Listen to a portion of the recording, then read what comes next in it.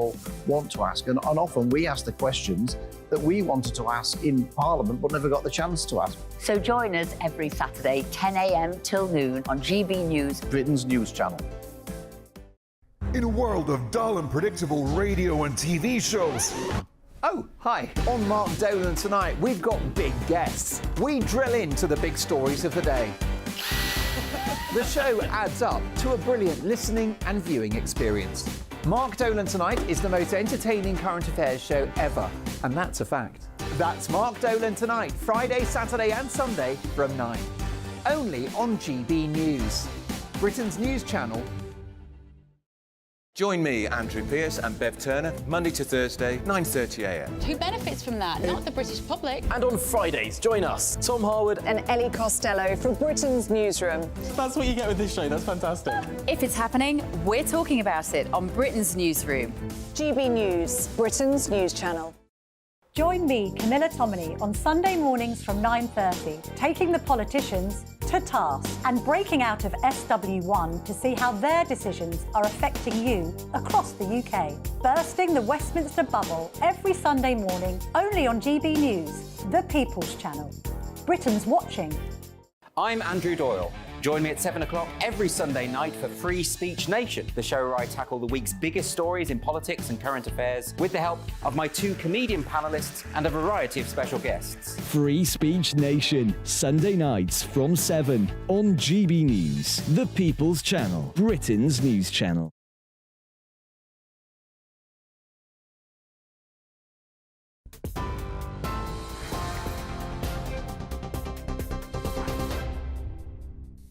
Very good evening to you. It's 11 o'clock. I'm Aaron Armstrong in the GB Newsroom. The 15-year-old girl who died in a coach crash on the M53 in the Wirral earlier has been named as Jessica Baker. Jessica was on a coach carrying 54 passengers when it overturned after colliding with a car. The driver of the coach, who also died, has not yet been identified.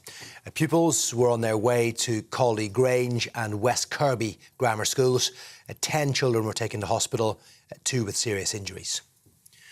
The Libyan Coast Guard's been accused of deliberately ramming and sinking a migrant boat in the Mediterranean, leaving dozens in the water. Some are still missing. Mayday, mayday, mayday, mayday relay, mayday relay, mayday relay. People in the water. Well, GB News has received dramatic video taken by the Sea-Watch NGO off the coast of Benghazi. It shows a large inflatable boat beginning to sink, with a Libyan Coast Guard vessel and rigid inflatable nearby. Dozens of migrants can be seen in the water using tyre inner tubes as makeshift life jackets. A Sea-Watch spokesperson said at least 50 people were on board, but the survivors can't be found, having been, in their words, captured and deported to Libya. Sea-Watch also says the Coast Guard was responsible for the vessel sinking. A group of senior Conservative MPs, including the former Prime Minister Liz Truss, have signed a pledge promising to never again vote for an increase in overall taxes. The Times is reporting that 33 backbenchers will not vote for the Chancellor's autumn statement if it contains tax rises, adding further pressure to Rishi Sunak ahead of the Tory party conference. Former party chairman Sir Jake Berry says they want a new style of politics to help grow the economy and allow people to keep more money in their pockets. The policeman who killed an unarmed man during a foiled prisoner escape more than 7 years ago must face disciplinary proceedings. Jermaine Baker died attempting to free 2 prisoners being taken to court. In 2017, prosecutors decided the firearms officer should not face criminal charges, but the IPOC, an independent police watchdog, has today told Scotland Yard he must face gross misconduct proceedings. The Met, though, says it's reviewing the decision. A second person's been arrested in connection with the felling of a famous sycamore tree next to Hadrian's Wall. The tree in Northumberland was cut down on Thursday in what police believe was a deliberate act of vandalism. A man in his 60s has been detained, along with a 16-year-old boy who was arrested yesterday. The sycamore gap tree featured in the 1991 film Robin Hood, Prince of Thieves. A man's been charged in Las Vegas with the 1996 murder of the rapper Tupac Shakur. The 25-year-old was killed in a drive-by shooting in Las Vegas 27 years ago. Police say the 60-year-old Dwayne Keffy D. Davis was the leader of an LA gang who planned the shooting after his nephew was involved in a fight with Shakur. Davis has long been known to investigators and has admitted in interviews he was in the car from which shots were fired. Well, this is GB News on TV, digital radio and smart speaker too. That's it from me. Now it's time for Headliners.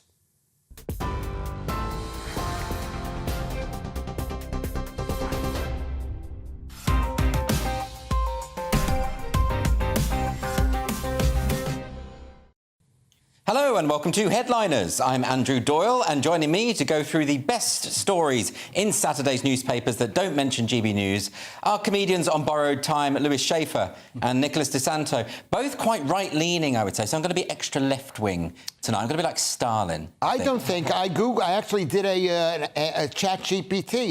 Is Lewis Schaefer right-wing? And they said no. No, you are a bit of an enigma, yeah. Though, and that's why the ladies love you so much. You're just too much of a puzzle. Right. So if you turn too left-wing, then I will become right-wing. You will have forced me. You'll just always take the contrary position. Nicholas, are you well? I'm well, especially honoured to be on GB News this week. Are you? Yeah. Good, as you should be. Be proud. Now, we're going to start by looking at the front pages of Saturday's newspapers. The Daily Mail is leading with poll shows Rishi on the path to victory. We're going to dissect that in just one moment. The Telegraph has Braverman refuses talks with Welby over migration. The Mirror is running with school bus in M-Way horror. The Times, we can't let tax rises go on forever, says Jeremy Hunt. And the Express is running with Tories declare war on motorists is over. So that's not happening anymore, apparently. And finally, the Daily Star, more Brits like pineapple on their pizza than not. You sick deviants, that is a sentiment I endorse. Those were your front pages.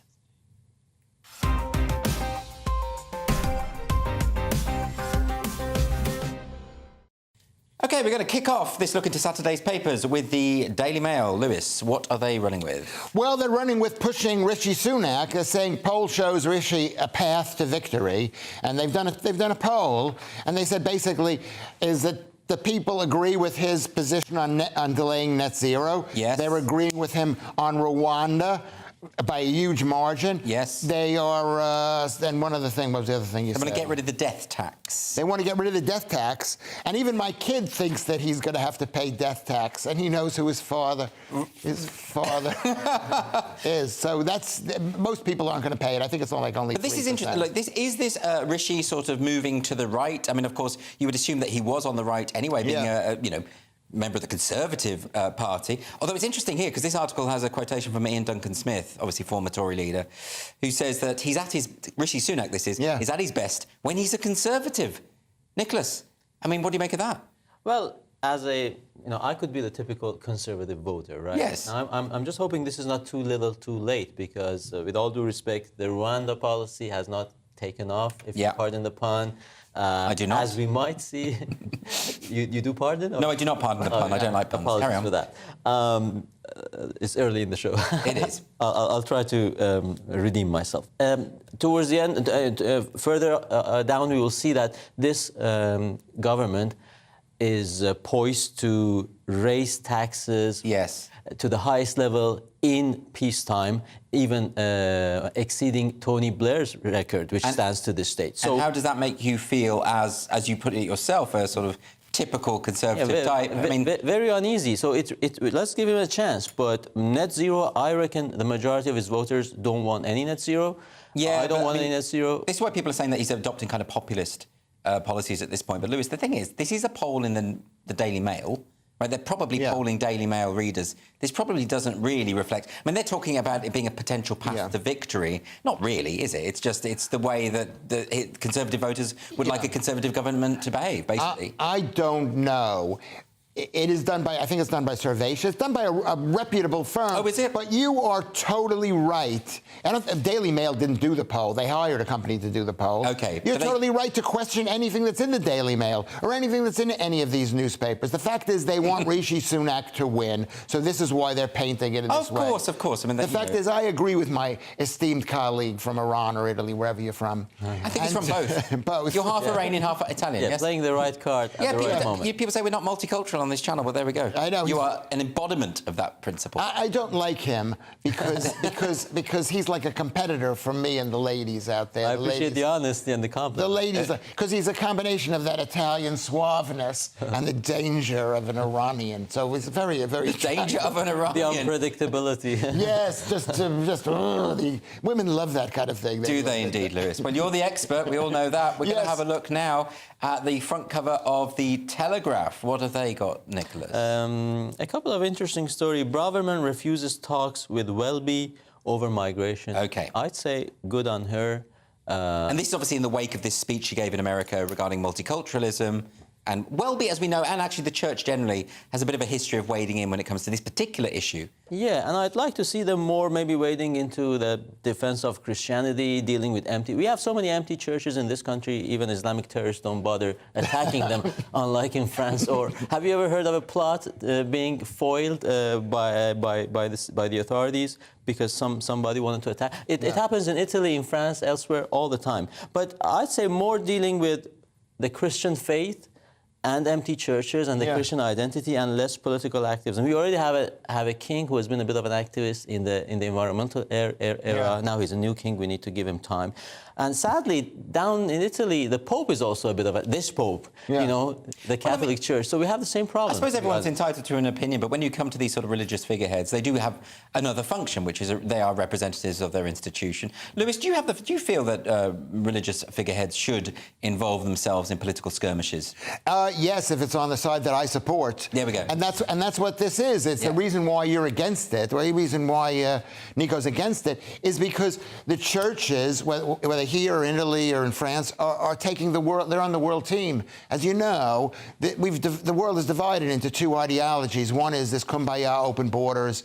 We don't care about the people who are living in any locality. And then there's the Team Britain or the Team Local people. I'm not sure that's right, Lewis. I mean, there are lots and lots of people that I talk to who think that we should be welcoming of people from different cultures, and particularly people who are seeking asylum. But at the same time, we do need to keep a check on migration to make sure that it doesn't become too excessive. Obviously, that's the middle ground. Yes. But more and more, there's no room for middle ground. You're either supporting the team world and immigration, or you're supporting the local people. Well, it's about the accountability of a government who has a mandate. Even Jesus said, give to Caesar what belongs to him and give to God what... Separation of state and church. And it's like Hillel, if I can do another kind of almost biblical thing. He said, if I'm only for myself, what am I?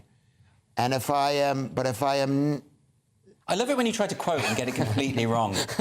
This is why you shouldn't improvise, Lewis. I know. And you should always prepare and rehearse. But I know, I wasn't thinking, because he didn't tell me what he was going to say. I don't know what the guy's going to say. It's not that kind of show. It's not a scripted show. If I'm only for myself, who am I? If I'm not for myself, what Do you know what? I'm not even going to give you a third shot at that. Just got it wrong on both. No, counts. it'll be Twitter. Right, we're going to stay on the Telegraph though, because there's a couple of other stories on this front cover that I'm quite interested in. Parking app for whole country as Tories target anti-car measures. Is that moving to the right? An app that will help us? What do you think? It's a double-edged sword, basically, because the team world, okay, they don't want cars. They want 15-minute cities. They want LTL. But it's all on the same side. You think these are all separate issues. It's all one thing.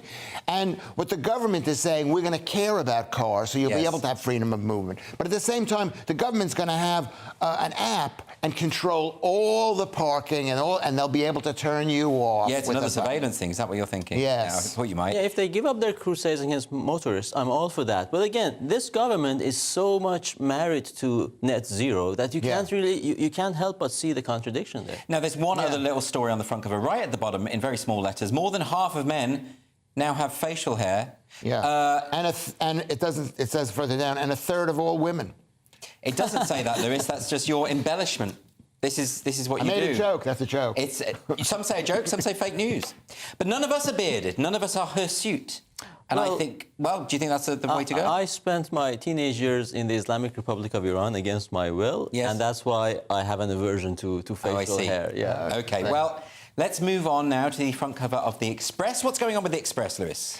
The Express is, this is that Tories declare war on drivers, the same saying... No, it's over. It's over.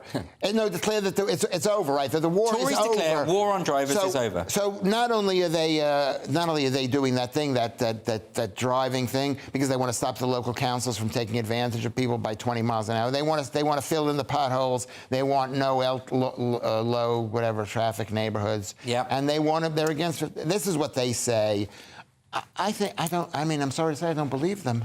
You don't believe the government? Because the war on driving and flying and essentially being happy is part and parcel of the net zero agenda. And that's why we have a hard time believing it. And where does the net zero agenda come from? It comes from Team World, which basically wants... What is this Team World you keep talking about? Team World is going to trend by the end of this show. Team World, it's like the world... Basically what it is it's the European ideal of no borders, kumbaya, people getting along. Okay. This is something that you're developing. It's going to trend. You're right. It's going to be code for globalists. Team World. Yeah, it's a globalist. I don't want to mention the globalists because we're Jews. And are you Jewish? Not really, but I look Jewish, so it... Okay. People often think I'm Konstantin Kisin. Let's move on to the Daily Star. This is a nice frivolous story on the Daily Star, isn't it? Yeah, I mean, we usually have the last headline, we have a, let's say, light-hearted headline. This is despicable, right? And of all people, as an Italian citizen, I don't want to risk losing my citizenship or anything. It turns out, according to this survey, that for the first time, just above 50% of Brits, if I'm not getting it wrong, or almost 50% of Brits, 43 as opposed to 37, prefer pineapples on their pizzas, which is an abomination. Well, it is an abomination. The Daily Star describes them as deviant. I don't think that's too strong. I think there should be actually laws against this kind of thing. Yeah. What do you think, Lewis? Well, I mean, first of all, it was invented in America, and Americans basically invented pizza as a food. No, Italians. No, it wasn't, and he will attest to this. If pizza wasn't a food back in the day, it was like a little bit of snack. Everybody What do you mean it wasn't a food? It wasn't like a draft excluder. You didn't eat it for a meal. You didn't go out and have a huge pizza. The way it has been presented comes from America, still by Italian Americans, but it was a snack maybe back in Naples, but in America it became a Okay, well, rather than just dwell on the history of pizza, we've got a lot more to get through tonight, so I'm going to put a stop to that, and we're going to go to a break. That is it for part one. But look, coming up, we've got the Swedish Army, we've got something about the newest gang on the block. I don't know what that means, but it was there in the auto cue. But I'll see you in a couple of minutes. What you get for breakfast is something that, if we do our jobs right, you will wake up to news that you didn't know the night before. It's a conversation. It's not just me and Eamon. We want to get to know you, and we want you to get to know us. From 6, it's Breakfast with Eamon and Isabel. Monday to Thursdays on GB News. Britain's news channel. Nightmare commute. Kick it up a gear with me, Patrick Christie's, at drive time, 3 till 6 p.m, Monday to Friday on GB News Radio. You can listen online and on DAB+, on the smart speaker app and on the GB News app. And if you've got an Alexa, all you have to say is, Alexa, play GB News. We're also on TuneIn and the Radio Player apps. From the school run to rush hour, get revved up with me, Patrick Christie's, on GB News and GB News Radio. Join me, Andrew Pearce and Bev Turner, Monday to Thursday, 9:30 a.m. Who benefits from that? Not the British public. And on Fridays, join us, Tom Harwood and Ellie Costello from Britain's Newsroom. That's what you get with this show. That's fantastic. If it's happening, we're talking about it on Britain's Newsroom. GB News, Britain's news channel. GB News, unlike other broadcasters, isn't obsessed with the London-Westminster bubble. We think there's a nation beyond the M25, and that's why we talk about the issues that matter across the land. Join me on State of the Nation, 8 to 9 o'clock, Monday to Thursday, on GB News. Daisy's listening, and you should too. People in Britain, they love free speech, but they also love fair play. I don't care if I'm speaking somebody from a trade union, from the Labour Party, somebody from the SNP. And I think the viewers like to see that actually we can challenge one another, but in a positive way. We think we ask the questions that people want to ask, and often we ask the questions that we wanted to ask in Parliament but never got the chance to ask. So join us every Saturday, 10 a.m. till noon on GB News, Britain's news channel. The Live Desk with me, Mark Longhurst. And me, Pip Thompson. It's here Monday to Friday on GB News. From midday, we'll bring you the news as it breaks, whenever it's happening and wherever it's happening, from across the UK and around the world. Refreshing, feisty, but with a bit of fun too. If it matters to you, we'll have it covered on TV, radio, and online. Join the live desk on GB News, the People's Channel, Britain's news channel. In a world of dull and predictable radio and TV shows. Oh, hi. On Mark Dolan tonight, we've got big guests. We drill into the big stories of the day. The show adds up to a brilliant listening and viewing experience. Mark Dolan Tonight is the most entertaining current affairs show ever, and that's a fact. That's Mark Dolan Tonight, Friday, Saturday and Sunday from 9. Only on GB News, Britain's news channel.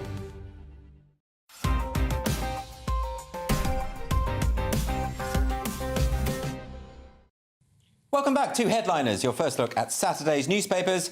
I'm Andrew Doyle, and we've got here Lewis Schaefer, which means I've got Ofcom on speed dial, and Nicholas DeSantos. Welcome back, Nicholas. We're going to start this section with Saturday's Daily Mail. The GB News is back in the news, and this, I think, is a ridiculous headline. This has actually annoyed me a little bit. Lewis, what is the headline on this one? It says chaos at GB News grows. Now Calvin Robinson becomes the third presenter to be suspended after refusing to go on. You know, it's that phrase, chaos at GB News. It's this idea that all of these people are saying that we have complete turmoil in the office. Yeah. And we're just getting on with our lives. And we're just trying to carry on as sensible broadcasters. Yeah. And I think everyone is just using this opportunity to attack us and suggest that everything is falling apart. We've been at the office now for the last 4 hours. Everything's calm. Everything's fine. Yeah. What are they talking about? I think what they're trying to do is they're just trying to shut down the channel. Just for the hell of it? Yeah, the hell of it. I mean, the problem with the channel is, if I could say, I don't mean the problem, it's fantastic, but this is supposedly coined as a free speech channel, when the truth is, it's not necessarily about free speech. It's about any kind of speech. Well, I think we are a free speech channel, and I think what's great about it is that we have genuinely have all kinds of opinions, which you don't get on other channels. Nicholas, I have to point this out, and this sounds a bit like tribalism or whatever, but when the BBC did their Newsnight programme about GB News the other night, there was no dissenting voice on that panel. They were all against GB News, and not only that, 2 people on that panel said that GB News should be closed down, right? And one of them was a Tory MP. The height of hypocrisy, you know, people, I mean, BBC is no stranger to scandals. Really? I haven't heard any. What are you talking about, Nicholas? ITV Channel 4, these are our competitors. You know, and for, you know, just go for Jimmy Savile. They covered him, and they covered up for him and people who tolerated him even years after his death. Yeah. You know, and now these people are lecturing us about values and about, you know, decency.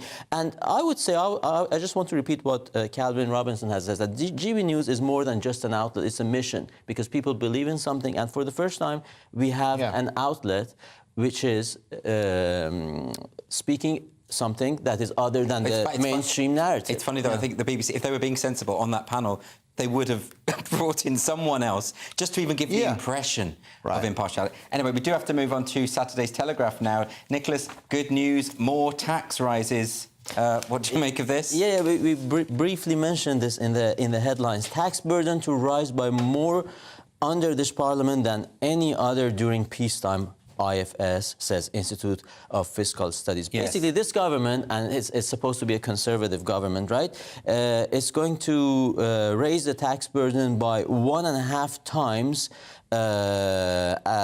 compared to the rise we saw under first government of Tony Blair, which has the record to this date. Yes. Nearly 13 times the jump that we saw in the first Tory Lib So we did touch on this earlier, in 2010. We did touch on it earlier, Lewis, but any quick thoughts about this, all these gargantuan tax rises? Yeah, well, it's that's why no one can trust. I mean, no one can trust the Tories. This is something that we, you know, I mean, £3,500 a year for every household. There are 2 people in every household, so it works out to be about £1,700 probably. Is that right? Your mathematics is your strong point. Yeah. Right, we're going to go on to, well, actually, this is the Telegraph again. Lewis, is about net migration. Net migration set to break 1 million mark for the first time.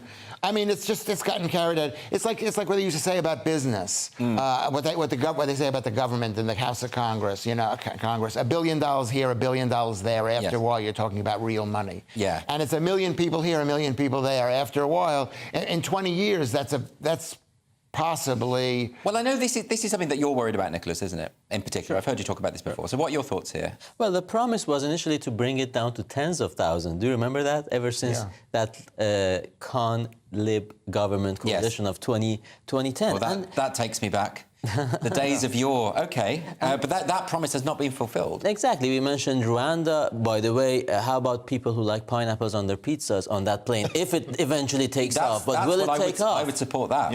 Send them away. That's a callback for the fans of stand-up comedy. But the point is that the country is becoming... is changing beyond recognition, and we already see this in areas of London, and we already see it in the big cities, and people have a right to say, hey, what's going on? Yeah, but Nicholas, you know, London has always been multi-ethnic, and there's always been these kinds of complaints. People, I read Peter Ackroyd's book on London. He was talking about, you know, all the way that people really objected to the Polish people in Whitechapel or the Jewish population, all sorts of things. There have always been these kind of concerns. Isn't one of the great things about London and about the big cities that we are multi-ethnic? No, it isn't. No, it isn't. I come from America. You're an American Jewish man. Eventually, over time, it takes a long time for people to get used to living with each other. The Angles and the Saxons are just now getting used to living with the only Jews now working it out. and the Danes and the whatever. I just find it incredible that you know, we've got an Iranian, Italian, and an American Jew, and I'm the guy saying, actually, isn't it great that we've got more diversity? London is meant to be the capital of England. Ultimately, it's supposed to be England, because if I come to England because I want to live with the English, right, and speak English and hear English, and just to give you a bit of an Italian perspective, if you drop a few drops of water into a glass of wine, it is still wine. But when it becomes 50% water, you can no longer call it wine. You can't sell it.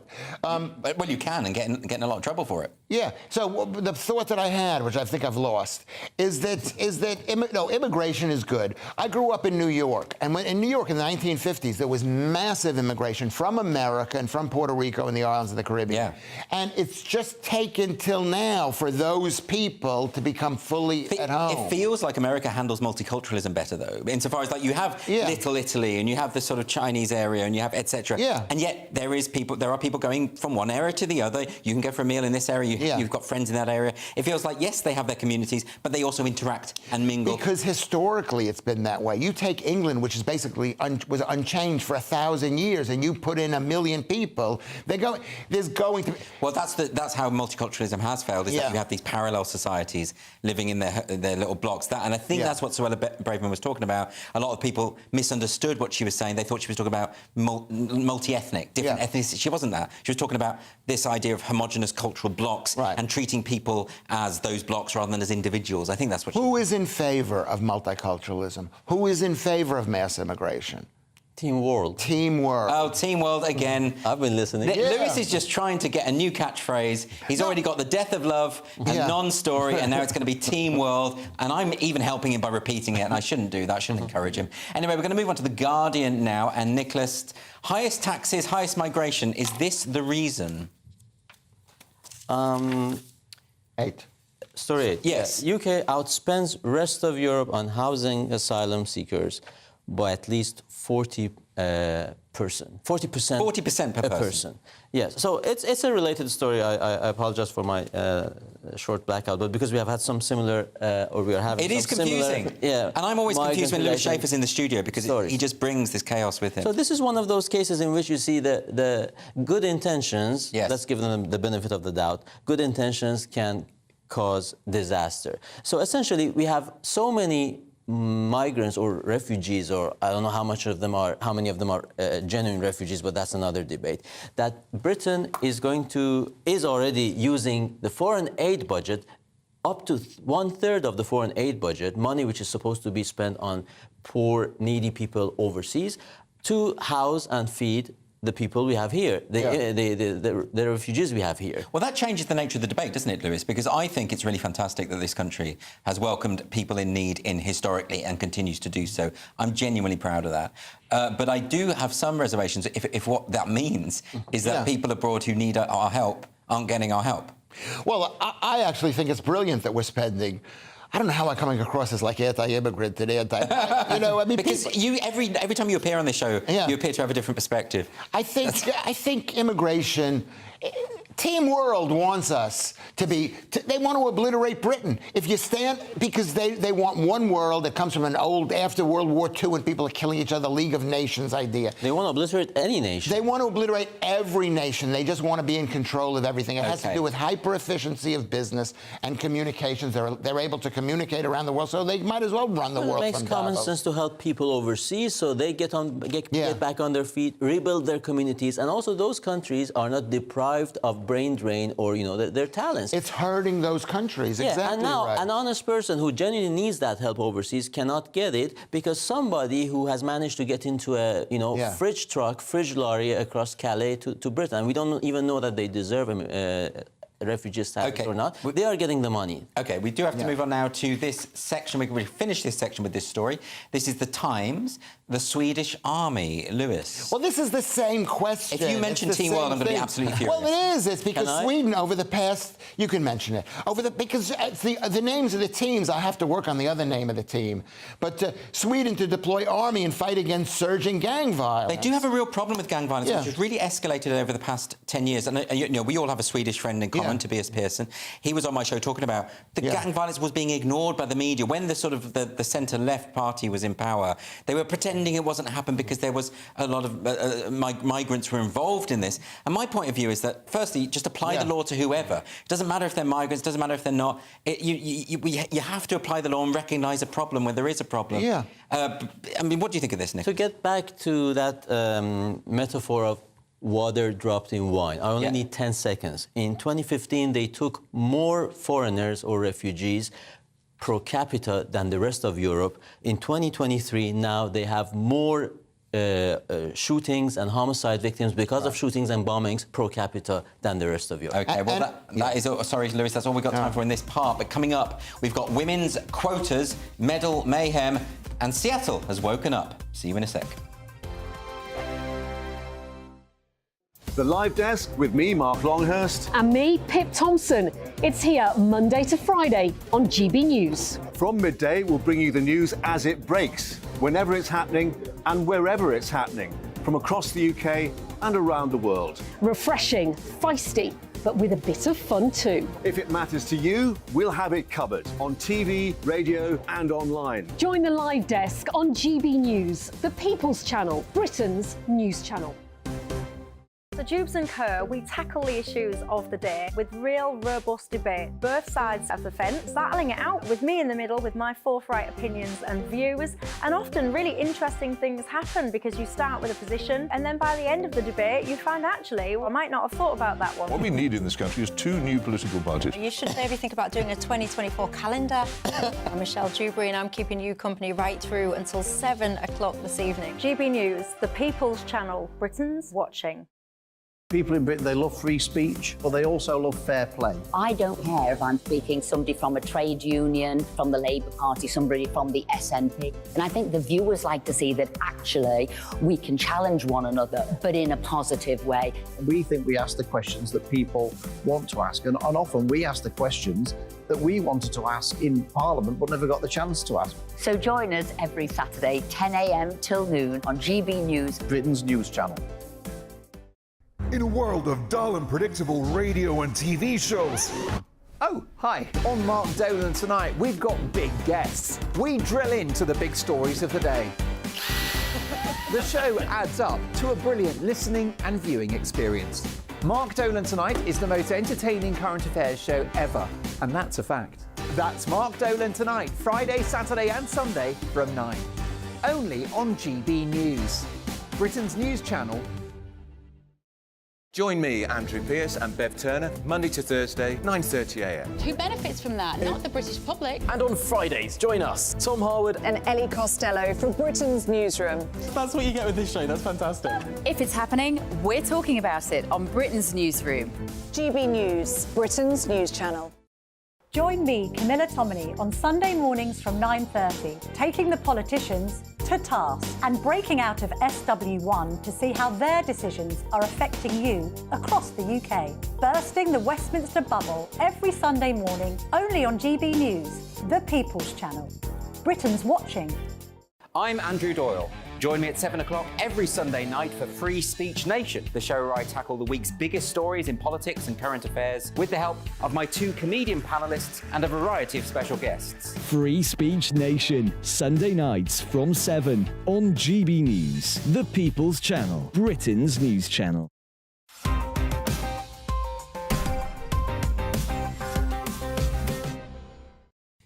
Welcome back to Headliners with me, Andrew Doyle, and we're going to have a look at Saturday's newspapers. We're going straight in with the Mail in this section. Nicholas, is this a racist incident, this one? I don't think so, and I hope not. This is a tricky story, because if we were only to look at, for example, this article, it gives you reason to think maybe there was a racist incident. Well, the headline is saying, Gymnastic Island's useless apology slammed by furious parents of young black girl 10 skipped over in a medal ceremony. We should, if we've got the video of this, there's been this clip that's gone online where someone is presenting medals to these girls, and in the row of the medals that are presented, she actually skips over the black girl who's 10 years old. And if we can see it, we'll have a look at this in a minute. But as I understand it, there's more to this than yeah, because if you just look at that clip, and the clip doesn't seem to be a complete clip, you know, because sometimes you feel that the clip has been cut at the beginning or at the end, or for whatever reason. I'm not saying with malice, but the point is that what the parents of this girl, this black girl, argued, we can see it here, was that she was refused a medal, a participation medal, because she was black. And of course, the apology came, and the apology came late, and they are saying too little, too late. Fair enough. But there are other pictures and another side to the story, where they say the reason she was not initially given the participation medal was that because she had won actually a proper medal. So, OK, so basically this woman's going down the line giving participation medals, basically the medal that everyone gets even if they lose, right? It's just... Yes, unless they have won a proper medal, in which case... she thought because she was one of the winners, she didn't get a participation medal, but she would get one. That is the alternative narrative. I have to say, and I know all of the newspapers are reporting on this as though it is definitely a racist incident. It is being treated as definitely a racist incident. And of course, we don't know for sure. We should emphasise that. But it does seem very unlikely that even if you were a racist medal giver, that you would skip over the black child, because that would draw attention to your horrible racist views, right? You would think that. I would. And I would think that. But there are lots of people out there she's winning, by the way, who think that there's systemic racism among white people and we can't help ourselves. Right. And so I think that's what they're seeing. And I think a lot of people who saw something like this, including myself, I didn't want to see it. When I saw her waiting there, it's so painful to have a little girl, she's not getting a medal. Yeah. But eventually, maybe it was a lack of communication from them. It's just interesting to me. We don't really know, but all of the papers have made an assumption. To quote Dave Chappelle, real racism is quiet, it's subtle. I mean, can you imagine in 2022 this racist person has decided, OK, you're black, I'm in front of all these cameras, I'm going to skip you. It's a bit unlikely. It does seem highly unlikely. Anyway, we're going to move on to the Telegraph now with a novel suggestion, Lewis. You'll like this one, female MPs. Yeah, well, this is half of all Tory candidates should be women, says party chairman of the Tories. Well, what's wrong with that? Half of the population are women. It should be, but maybe half doesn't want to do it. Maybe they don't want to do it, like be plumbers and tilers and painters. Well, they don't want to do it. Half of all plumbers should be women too. Well, half of all, construction workers should be women. They should be. Force them to do it. Force them to go up. Force them to go up to Alaska and be on the pipeline at minus 30 I wasn't degrees. actually suggesting we should force anyone. Well, how else is it going to be achieved? Exactly. This is. Is it not the case, Nicholas, that the fact that we don't have, I think something like 99% of oil drillers in the North Sea are male, isn't that just systemic misogyny? That's the proverbial counter-argument, and I love that. You know, I used to work for the BBC before I traded that safety and security for the honour to be next to Louis Schaefer at GBNews.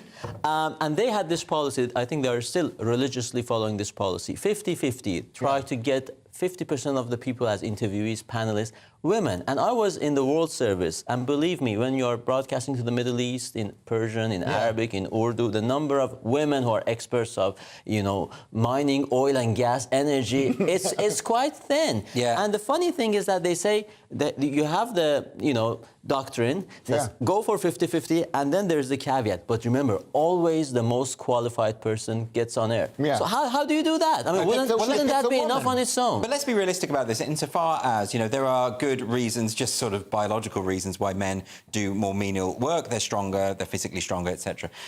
When it comes to politics, I mean, there really isn't a reason why women wouldn't want to get into politics, surely, because it is about the representation of everyone, every human being, every citizen, and, you know, we live in a society. No, you are wrong. I mean, being in politics is a horrible game. It's really nasty. You think it's a more masculine I've seen it. I've seen it in my own little borough of Southwark, and I've seen how nasty people are to the councillors, and it's usually me.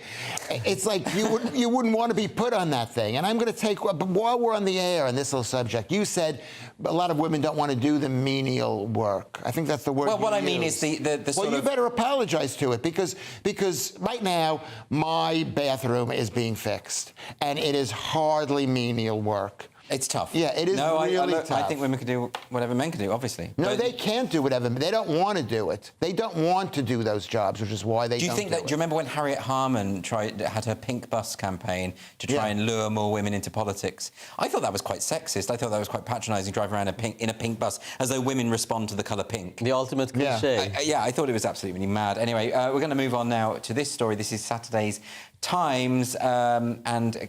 well, apparently women want the same right as men to get wasted. Well, it's pretty much in the same vein, equality, but is it equality or equity or just an obsession? You know, Women-Only Club demands drinking parity with men. Basically, this is reputed to be the only traditional members club in London dedicated to women, one of those exclusive clubs in Mayfair. And they have a ban. Imagine the injustice, the patriarchy. These ladies cannot buy alcohol from 7 a.m. to 1 a.m. And who drinks at that time? I mean, if you need alcohol at that time, you should. So this is the University Women's Club. What they're saying is that, well, I mean, but this is not a no-brainer, isn't it? Like, if the gentlemen's clubs are allowed to drink all the way through the night, why shouldn't the women's clubs be able to drink? Well, it isn't. It should be a no-brainer, but it's not a no-brainer. It's just how it happens that the men's clubs asked for this a long time ago, and these people are just getting around to asking. Oh, so it just takes a long. The application process. No, it's like they asked. They haven't asked for it until recently. Secondly, this club is in Mayfair. It's in a very residential area. A lot of those men's clubs are on the Pall Mall. There's some in Mayfair. There are some in Mayfair, but a lot of them are like they're in like businessy areas. So these women, the local neighbors, are just complaining, and they're looking for an excuse. The women's only club. Apparently, they want to have hen parties as well. Yeah. Okay. All right. We're going to move on now to the Times. Bad news from the USA, from your neck of the woods, Lewis, Seattle. Yes, bodies pile up in Seattle. No, I'm hard to call it my neck of the woods. In Seattle, as violence America, you know what I mean. Escalates as police numbers fall. And I don't, you know what, this is, so they're basically saying that murders are up in Seattle. I mean, they're very high statistics, some of this article. I mean, I'm quite astonished by it. I'm not astonished because Seattle, maybe, I don't know how many millions of people are in Seattle, 1 million, 2 million, and there was only 57 homicides at one time. So far this year? So far this year. We're in October or September. And is that quite good for Seattle then? Well, I know what it is like in New York. In New York, during the high time, there were 2,300 murders. Wow, okay. Okay, so this is a lot for them, but it's not a lot, and they blame it on... It's close to their record. Yeah, but I mean, what's interesting about this article is they're talking here about how Seattle in particular followed the defund the police idea. And it's talking here about how, this is obviously in the wake of the death of George Floyd, Seattle lost 600 officers in the 3 years subsequent to that, right? Yeah. And then there's more crime. Yeah, I don't think you have to be a genius to work out what's happened. Well, not necessarily. I mean, if there were better times, there might have been. It's right now. There's a lot of migrants in the cities. These cities are crumbling. Yes. Basically, from what I know. But they're going to bring Nicholas in now, because I think Lewis has spoken too much and I'm getting tired of this. No, it's all right. No worries. I agree with most of what he said.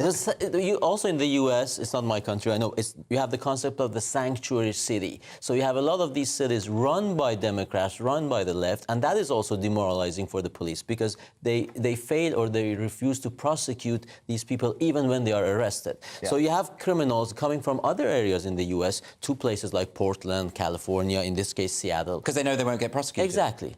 I think that's probably right. OK, well, we're going to move on now to the Mirror. This is some weather news next. Is it time to get the winter gear out? Yeah, I'd like to, my friend Leo Kers would have said, what happened to that global warming? And, the net zero fans or the climate alarmists would say, no, but it's weather. Weather is not climate. But wasn't extreme weather a result of climate change. Well, the headline, temperature across UK could plummet as terrifying Gulf Stream warning issued. So what do you make of this? So, Gulf Stream essentially is this stream of water that comes from the tip of Florida across Atlantic all the way to Europe. And apparently it's responsible for most of the average temperatures we get across the UK or maybe also in Europe. But scientists say over the past 40 years it has become 4% slower.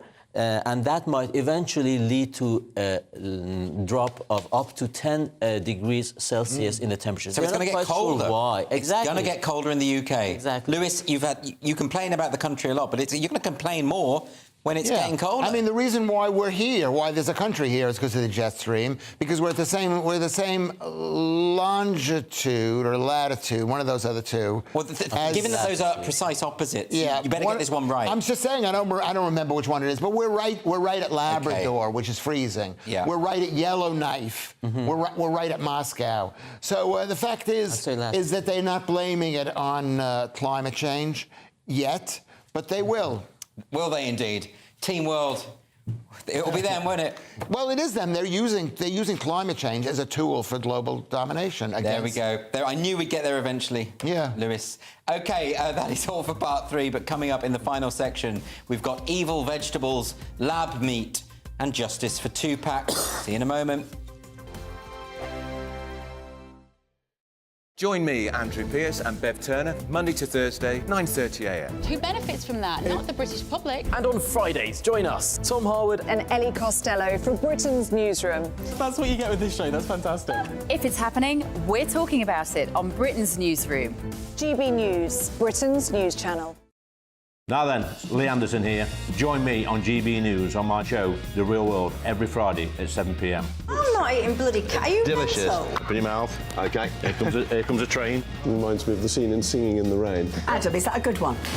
Whoa! Join me at 7 on GB News, Britain's news channel. Join me, Camilla Tominey, on Sunday mornings from 9:30, taking the politicians to task and breaking out of SW1 to see how their decisions are affecting you across the UK. Bursting the Westminster bubble every Sunday morning, only on GB News, the People's Channel. Britain's watching. Join us every night on GB News at 11 p.m. for Headliners, which is 3 top comedians going through the next day's news stories, which is exactly what you need, because when the establishment has gone crazy, you need some craziness to make sense of it. So join us 11 p.m. every night on GB News, the People's Channel, Britain's news channel. I'm Andrew Doyle. Join me at 7 o'clock every Sunday night for Free Speech Nation, the show where I tackle the week's biggest stories in politics and current affairs with the help of my 2 comedian panellists and a variety of special guests. Free Speech Nation, Sunday nights from 7 on GB News, the People's Channel, Britain's news channel. Every Sunday from 11, join Michael Portillo. There will be topical discussion, looking at the week before and the week to come. So kick back and relax at 11 a.m. on Sundays on GB News with me, Michael Portillo. GB News, the People's Channel, Britain's news channel. Nightmare commute? Kick it up a gear with me, Patrick Christie's, at Drive Time, 3 till 6 p.m, Monday to Friday on GB News Radio. You can listen online and on DAB+, on the smart speaker app, and on the GB News app. And if you've got an Alexa, all you have to say is, Alexa, play GB News. We're also on TuneIn and the Radio Player apps. From the school run to rush hour, get revved up with me, Patrick Christie's, on GB News and GB News Radio. In a world of dull and predictable radio and TV shows. Oh, hi. On Mark Dolan tonight, we've got big guests. We drill into the big stories of the day. The show adds up to a brilliant listening and viewing experience. Mark Dolan Tonight is the most entertaining current affairs show ever, and that's a fact. That's Mark Dolan Tonight, Friday, Saturday and Sunday from 9. Only on GB News, Britain's news channel.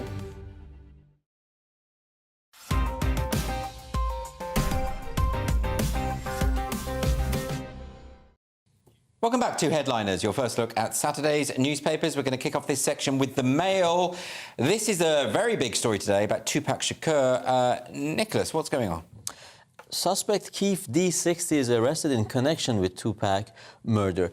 Basically, this was a murder that happened in 1996. Yes. And to this day, I always thought it was a big mystery as to who actually did it. Even some comedians, like, I don't know if it was Patrice O'Neill or Dave Chappelle, joked about it, like, what would it take you guys to arrest him? He was killed in broad daylight. Yes. And so on and so forth. Now, a person has been arrested in charge with this murder. I don't want to alienate those fans of GB News who are also hip-hop fans. Kind of a niche audience. My understanding is that this was one of those sort of East Coast, West Coast conflicts. My knowledge of this is very limited. Probably some sort of gang rivalry was involved. But the more fascinating aspect is that the person who has been arrested already published a memoir in which... he admitted it. He admitted he was in the car. And then he said that in 2010, he apparently had a talk with the officials and was promised that the case would be dropped against him in return for him helping them in the investigation. This is a bit. I know there's a lot of bravado within sort of gangster communities, but Lewis, I mean, boasting about it and not getting arrested, it's about time, isn't it? They call this self-snitching. Self-snitching? Snitching. That's street cred from That's Lewis. a little bit of street cred. I got that from a YouTube video I've been watching. And it's a bit of a tragic story, because the guy's like my age. Who, Tupac? No, this guy, suspect Keith D. Oh, Keith D. He's 60 now, and this happened so long ago. He was like a kid when it happened. He's probably made... but you still have to pay for your crimes, Lewis. know. It's not as though you can just, Well, I'm hoping I can get away with the stuff that I did. Oh, your stuff is unforgivable. There's a whole circle in hell. At the end of the day, it's about time. It's about time. I already made that point, Lewis. Yeah, okay. You just said it in a more ponderous way. Because I didn't have stealing my thunder. Because I don't. Do you think I know about Tupac? Imagine if I knew about this stuff. It'd be kind of like. I say that to myself every day. Yeah. Right. Let's move on to the Mail now, and a story about men being important, Lewis. Yes. Well, this is not a team world stuff. This is a team local stuff. It's team family, and why a family meal is so important. Children who eat dinner without their dads are unhappier, even if mom is there. A study finds, and this is one of those stories that is just an association story. It's like a correlation, association, risk of, relationship, link to. It just says that the children who spend time with their dads over a meal turn out to be nicer children. Nicholas, this isn't going to surprise you. It's a study by the Journal of Family Psychology. They've found, but a lot of people say, but this is obvious, isn't it?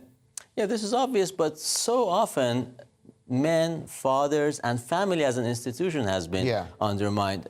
Don't forget, we have this lifestyle or phenomenon called single mothers by choice. Yes. By choice, I underline it, because if you've lost your husband or he was a jerk and left you, all my sympathies for you. If you're raising if you murdered, a bit less sympathy, but if you're raising your kids on your own, it's hard, and credit to you.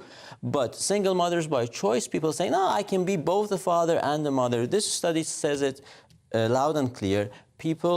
Kids need dads and need to be eating with dads. Well, it depends what type of dads you have, isn't it? I mean, a loving single-parent family is going to be preferable to a heterosexual couple who are actually quite vile to their children. Well, this is the people who are the fathers who are having dinner with their They're family. quite good fathers. Not that they're good fathers. And don't throw hammers at the kids. And I know this from experience, they probably have happy wives. Maybe they're making lots of money. Maybe they're good lovers. There's so many other factors. When you have an unhappy mother, they're probably not going to have dinner with the father. Okay. And I know that from experience. That sounded like you were talking about yourself there. Because I hear that you are a tremendous lover. I'm a tremendous lover. Everyone talks about it.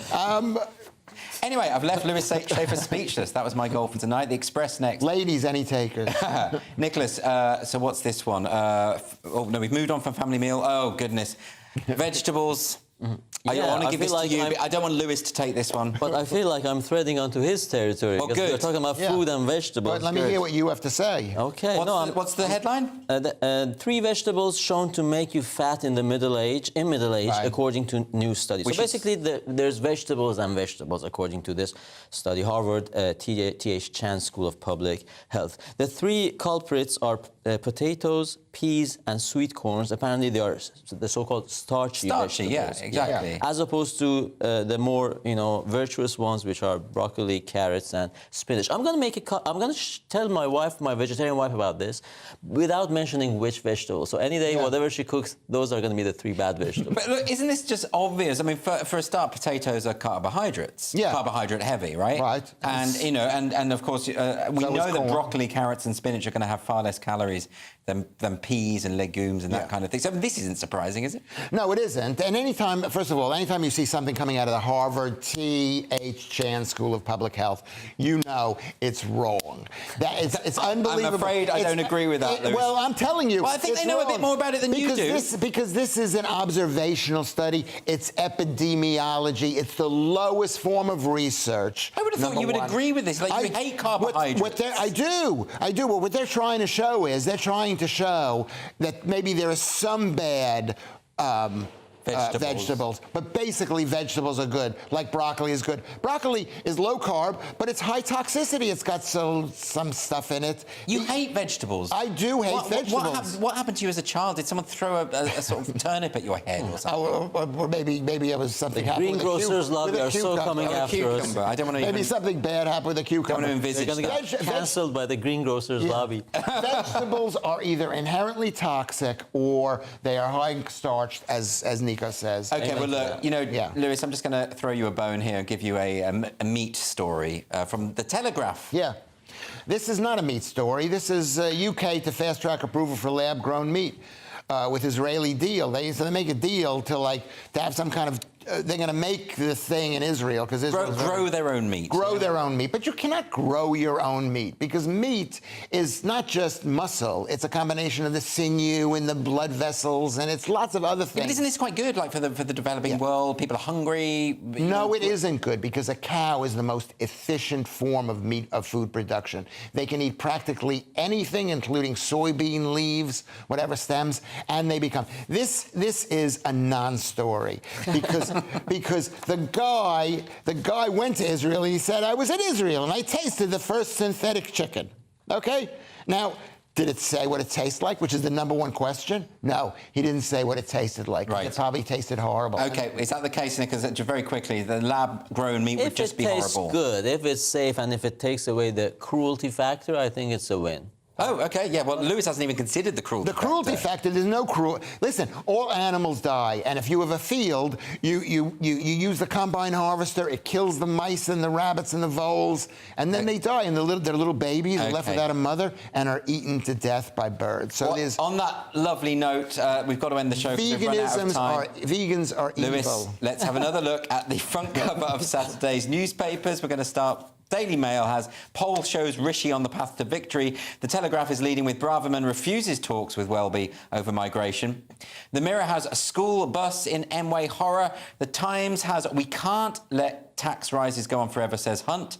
The Express has Tories declare war on motorists is over, and the Daily Star, something about how Brits like pineapple on their pizza. That's it for tonight's show. Thank you to Lewis Schaefer and Nicholas DeSanto. Headliners is back tomorrow with Steve N. Allen in the host's chair. And if you're watching the 5 a.m. repeat right at the moment, then please stay tuned because it's time for breakfast. What you get for breakfast is something that, if we do our jobs right, you will wake up to news that you didn't know the night before. It's a conversation. It's not just me and Eamon. We want to get to know you, and we want you to get to know us. From 6, it's Breakfast with Eamon and Isabel. Monday to Thursdays on GB News. Britain's news channel. Nightmare commute. Kick it up a gear with me, Patrick Christie's at Drive Time, 3 till 6 p.m, Monday to Friday on GB News Radio. You can listen online and on DAB+, on the smart speaker app and on the GB News app. And if you've got an Alexa, all you have to say is, Alexa, play GB News. We're also on TuneIn and the Radio Player apps. From the school run to rush hour, get revved up with me, Patrick Christys, on GB News and GB News Radio. Join me, Andrew Pearce and Bev Turner, Monday to Thursday, 9:30 a.m. Who benefits from that? Not the British public. And on Fridays, join us, Tom Harwood And Ellie Costello from Britain's Newsroom. That's what you get with this show. That's fantastic. If it's happening, we're talking about it on Britain's Newsroom. GB News, Britain's news channel. GB News, unlike other broadcasters, isn't obsessed with the London-Westminster bubble. We think there's a nation beyond the M25, and that's why we talk about the issues that matter across the land.